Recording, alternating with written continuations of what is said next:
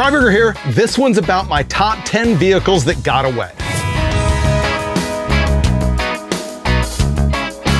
This is another video where I'm going to answer a question that people ask me all the time, and that question is, what's the vehicle you most regret selling? I think people ask me this because they know that I've had 200 plus cars and that I've got a core of them that I've kept for 10, 20, 30, 40 years, but others that sort of come and go. And there's got to be some of those ones that have went that are gems, and there are. So here's how I did this. I'm going to make a top 10 list of the best cars that maybe I don't really wish I had back, but the ones I miss the most. What I did is I looked at the list of every single car I've ever had or every car that I've ever gotten rid of, and I said to myself, would I want to drive this one or this one if it was parked right out front right now? And that's how I went through and made this list. And I got to tell you, there's some big surprises. There's another video on my channel you can check out, which is all the 35 vehicles that I own right now, or at least at the time of this filming, because stuff does come and go. So make sure to check that out. And let's get into Freiburger's list of the top 10 that got away. Number 10 is my 1962 Chevy Biscayne. You know what's interesting? The Chevy Biscayne was named for Key Biscayne, Florida, and the name came from a Motorama show car that they did in 1955 that was called the Biscayne XP-37. It was kind of a wild four-door show car, some crazy styling in that thing, which is why it's interesting that they used the name for low trim level cars starting in 1958. In 1958, the Biscayne was the second lowest. The Del Rey was actually the lowest, but then the Biscayne was the cheapest trim level all the way through, I think, 1975. Anyway, I've always loved low trim cars, and so I got this 1962, and I loved the thing. The reason I got it will echo throughout my ownership of a lot of cars. I thought I was going to land speed race it. Here's the reason. There's a class in land speed racing that is for, they call it XO. It's for early design inline six overhead valve engines.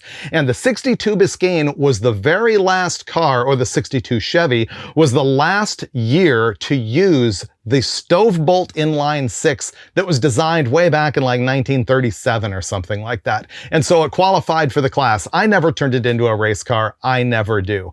But I did drive the thing around and I loved it. When I got it, it was all rusty. It had the straight six that purred. It had the 3 on the tree. No, it had been converted to a 3 on the floor. When I say it was rusty, it had that surface rust all over it and a bunch of primer spots. I sold it to my buddy Todd Ryden. He comet washed it and he got rid of all of those rust spots. It looked great. He may have cleaned all the rust off, but there was no cleaning the disgusting interior.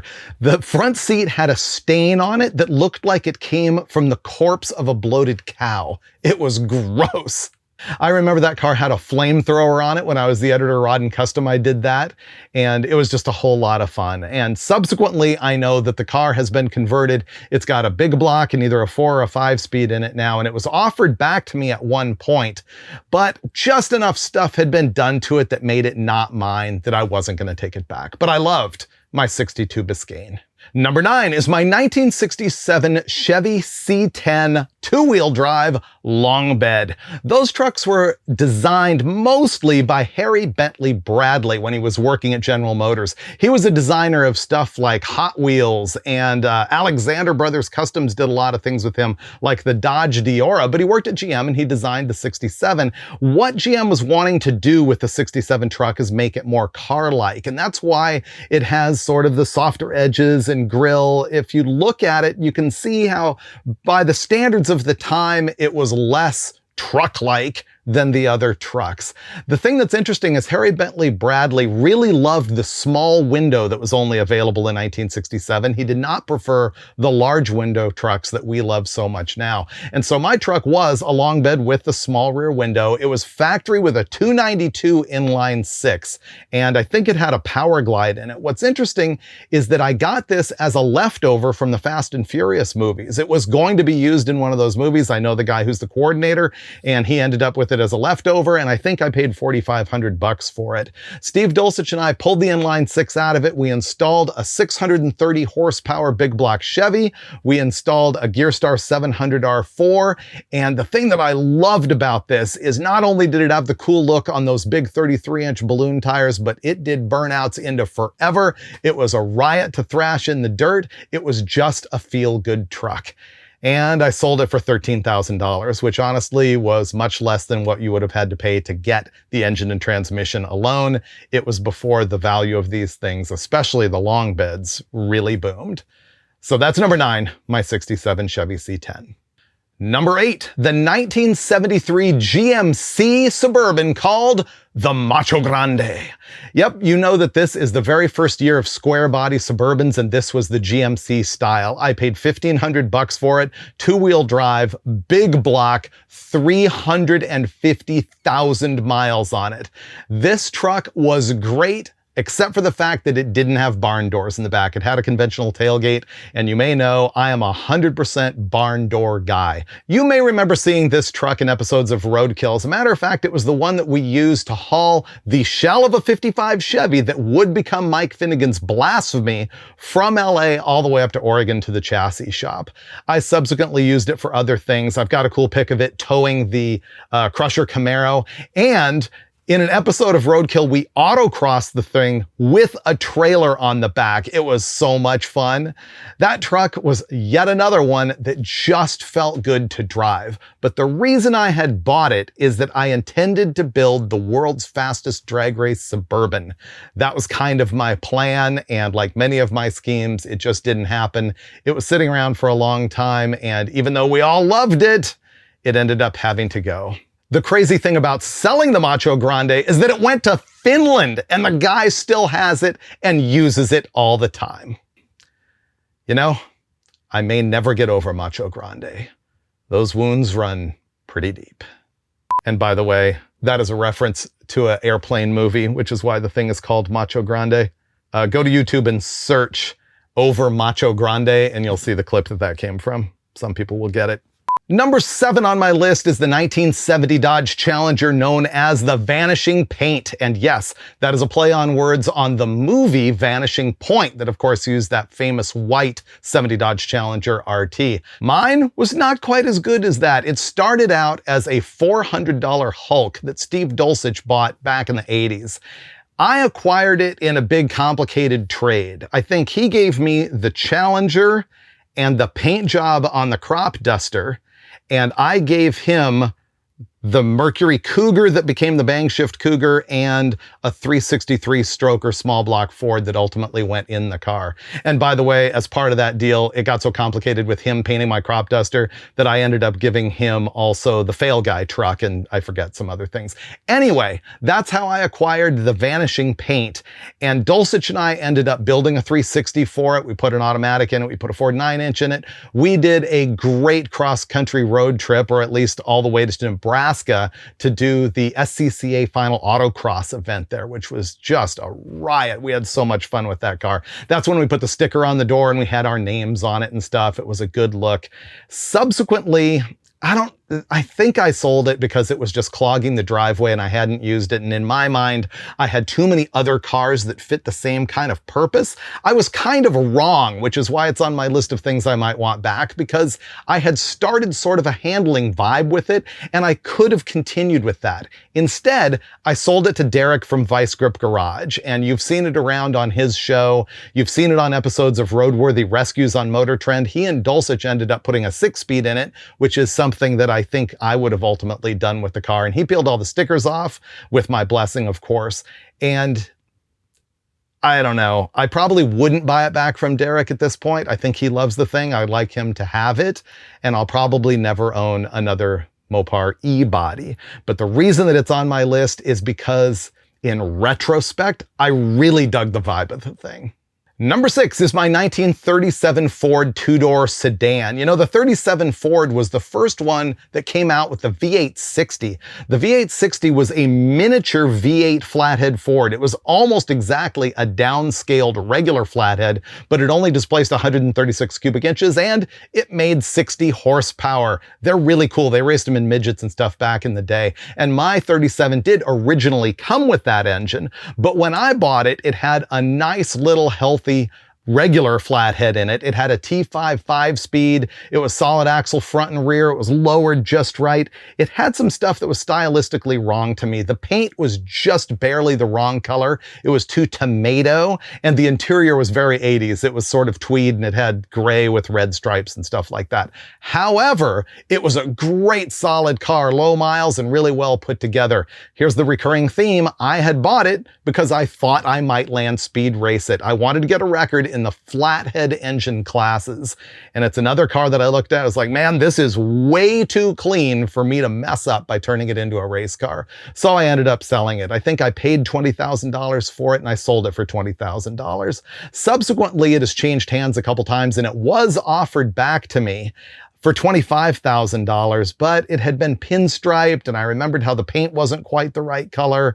So I did pass on it, but the memories will remain of driving that thing back and forth to work back when I used to commute to El Segundo when I was working on the car magazines. And it was just so comfortable and quiet and smooth and cool. And the 5-speed meant it would go freeway speeds. It was a great little hot rod that I'll never see again. Now we're at number 5, which means we're in the top half of cars that I really loved but had to get rid of, and this one is my 1967 Chevy Impala convertible. I'm not a huge convertible guy, but I've had a couple of them that I've really dug, and this is one of them. I got it back when I was doing Car Junkie TV. I think I bought it on eBay back when you could still get cheap cars like that on eBay. I don't remember what I paid for it, but it was a really good beater. It just had a 350 in it and stuff. And when I went back to Hot Rod Magazine after my Car Junkie TV venture failed, which is circa 2008 when I first bought the Impala. When I went back to the magazine, we did some stuff with it. I put in a Smeding 383. It had a Bowler 700R4 in it. Ultimately, it ended up with a very early version of Holley's throttle body EFI on it. But the thing that people will remember about this is how many different paint jobs it had. The first thing that I did, I thought was great at the time. Vinyl wraps were coming into vogue, and I thought there's got to be a way to use these on hot rods. When I was the editor of Hot Rod Magazine, I put it on the cover. I said, this ain't paint. It was a vinyl wrap, and it was white with huge flames on it, and wow, did people hate it. That was just a flop of an idea for me. And I got to be honest, I'm still not exactly sure why. I guess people hated the idea of the vinyl wrap and also hated the design I had come up with for the flames. I still kind of like it. But anyway, after a while, we decided that that was a really bad idea because the audience hated it so much. And so we peeled the wrap off of it. And I thought I would make the thing look more like the sort of lowbrow customs that were happening at the time. I was going to paint it Aztec gold and slam it on Astro Supremes, white walls, and have a custom. Unfortunately, it got painted and it looked like dirty antifreeze green. It was terrible. Actually, it was painted by a very well-known Southern California.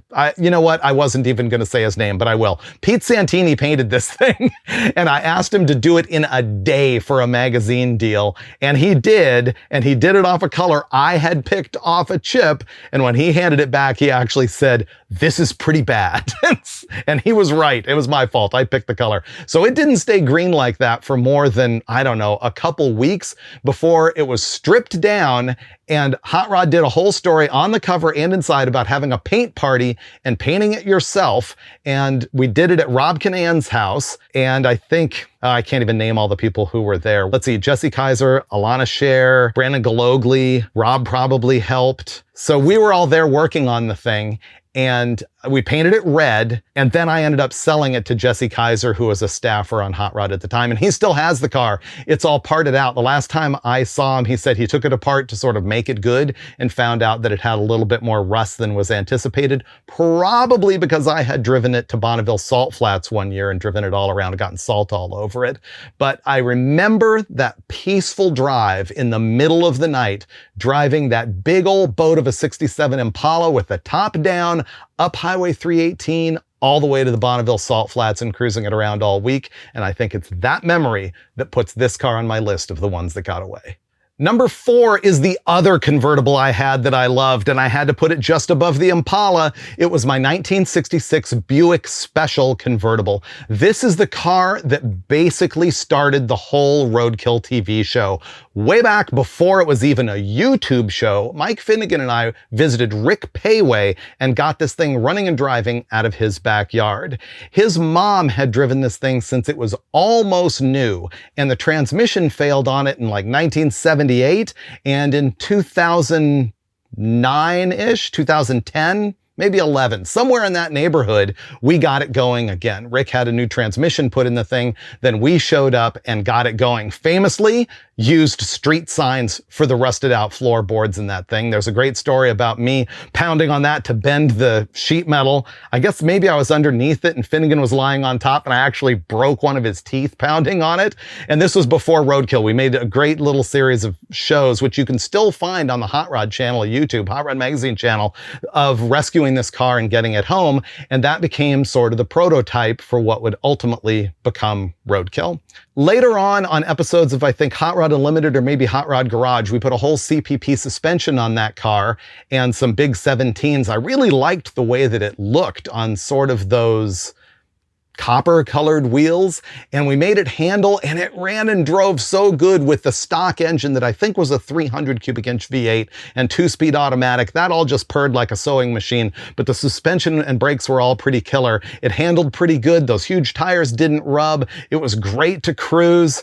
I don't know why I sold that thing because it had so much legacy other than the fact that I just wasn't using it. And Holly bought it from me and ended up giving it away. And then it's traded hands at least 3 times since then. The weird thing is I offered to buy it from the guy who won it and he wouldn't sell it to me, but then he sold it to another guy for the same amount of money that I'd offered to him. And then later on, 3 or 4 owners later, it was offered to me again. And I think at the time I passed. So I don't know where that car is today. Maybe you do. Number 3 is my 1965 Ford F250 4x4. I paid $800 for this circa 1994 and 1995 when I was the editor of Peterson's 4-Wheel and Off-Road magazine. It had a 390, or at least an FE. You know, everybody claims it's a 390 when it could be a 352. And it was a 4-speed, factory Dana 60 and Dana 44, closed knuckle, manual steering, the whole shebang. It just had so much character because it was all different colors. The story I heard is that the guy I bought it from had rolled the thing and ended up piecing it back together with a different cab and some other different body parts back in the era when you could go to just a junkyard and get body parts for a slick or a wrong bed. You notice that the bed doesn't match the cab? That's what they call a wrong bed in those years. And so I had a ton of desert adventures with that. In fact, I drove it every day for a long time when I was at the 4x4 magazines. And it was on the cover of a magazine called 4x4 Power when I had sunk it in a lake to do a story about how to dry everything out and get your 4x4 going again. Here's a little quick side story about that. We had done that story. We did a photo shoot. It was really cool, a thing underwater. We like had the camera lens half underwater and everything. And management at the publishing company looked at it and it was like, this is a great cover. And I had executed it for 4-Wheel and Off-Road. And they said, we're going to take it and run it on this new magazine we're starting called 4x4 Power. And so I had to give up that entire story and I had to come up with something else. I haven't been able to find a issue of that 4x4 Power with it on the cover. Maybe you've got one of those. So ultimately, I sold that truck. Once again, because I wasn't using it. And in an episode of Roadkill Garage, Dulcich and I bought another 65 F250 4x4. Actually, it belonged to Motor Trend. It never belonged to me. And we drove it to Arizona to meet up with the guy who had it, who I had sold it to. And I tried to trade him because the truck we had, which we called the Tater truck, it was black. It was better than the one of mine that now belonged to that guy. He wouldn't trade me back. Subsequently, unfortunately, that guy passed away. His widow called me and said, do you want to buy it back? And I said, yes. But then she emailed me and she said, I'm really sorry. There's a close friend of my husband's that really had his heart set on the truck. He'll give me the same amount of money. do you mind if I sell it to him? And I wasn't going to say no to that. And so hopefully that guy still has it and loves it and it's living in Arizona.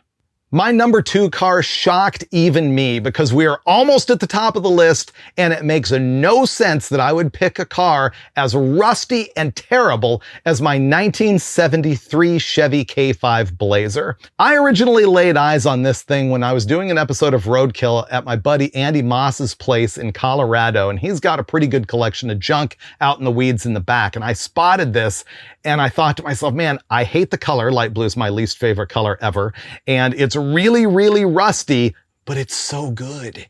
It was a factory removable top. 73 to 75 was a full removable hard top. After that, they went to the half cab. And it was a 350, and it was a 4-speed, which means that it had a 205 transfer case, and it was all stock, and it was low miles.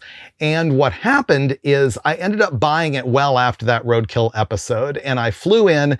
Andy got it all prepped for me, and I did a big road trip with it. I went to Moab, went to all through the Southwest with it, and I couldn't believe what a good 4x4 this thing was. It was bone stock, and it handled most of the stuff at Moab, the easier stuff, no problem. It rode so good down the highway. It even got decent gas mileage. It was just comfortable and great. And my son and I have said many times, man, if I was going on another trip right now, I would love for it to be in the K5. But I sold it because it was so rusty. Actually, the floors and everything weren't too bad, but the fenders and the quarters and the rockers were just gonzo. And that's why I got rid of it, because I didn't see myself ever restoring the thing. But the fact is, if I had that truck back, I would just use it as is forever, because it just made me feel so good. I loved driving it, and it showed how good that those trucks could be in bone stock condition way back in 1973. And now, my number 1 most regretted sale of all time is my 1971 Plymouth Roadrunner 446-pack, 4-speed, air grabber, super track pack, black with a black interior.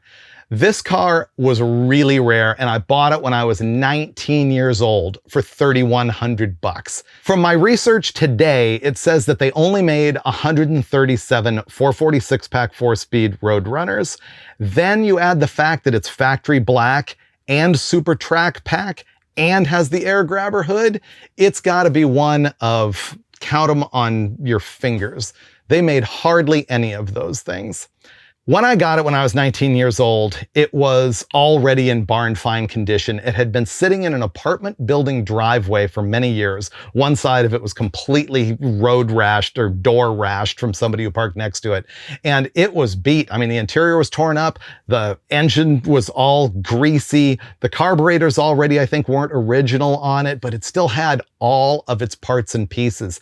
And what I did is pulled the engine out of it, and I had another 440 that I had been building for my Super B, and I put it in the car and I drove it around. I street raced a little bit. I did a bunch of burnouts. I drove it back and forth to work, and it was just so good. Unfortunately, I had a lot of friction with my father about that car. He thought it was evil and that I was going to die in it. And it wasn't worth having a bad relationship with my dad over it. It got to that. And so I sold it, but I thought I'd made a killing. I pulled the engine out of it, sold it with its original engine, and I think I got $3,900 for it. I was like, woo, I made $800.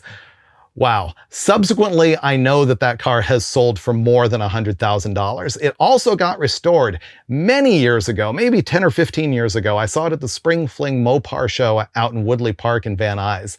And the car was there and had been fully restored. And it nauseated me that the guy had added gewgaws that I didn't think the car could have. It was a stripped down street racer, but he had put on chrome sport mirrors, the pedal dress-up package. I'm pretty sure that it also had the little front chin spoilers on it and the go-wing on the back, which I can't stand. I thought the car should have been kept absolutely pure. And honestly, I would have liked it if it had never been restored because it just had the right look. Here's another crazy story about it. I was working at Burbank Dodge at the time in Burbank, California, and I was trying to get that 440 built that I told you about. And I would walk my parts down the street to Burbank Speed and Machine, which is still in business there. And the guy named Dave who ran the place, finally, when I drove the car in, he saw it and he said, I know that car. He had been buddies with the owner of it way back in the 70s when they street raced it around the valley. So that was a weird connection. After I sold it, it went to a guy who I stayed in touch with a little bit because I wanted the car back right from the get-go. And I think ultimately this is in the late 80s to very early 90s. I think he offered it back to me for $10,000, which was just no way that was happening. And so I said no to it. If I had an opportunity to buy it back today, unfortunately, it would be $100,000 plus. And I couldn't do it. There's no way, especially since it had been misrestored, in my opinion. So that's the end of the top 10 vehicles that got away. Once again, have a look at the other video on my channel that shows the 35 cars that I own now, because you better watch it before that all changes, because it does pretty frequently around here. Do me a favor and do go watch another video on my channel right now. Like, subscribe, comment, all that stuff, and the link to my merch is in the description. Thanks for watching. I'll see you next time.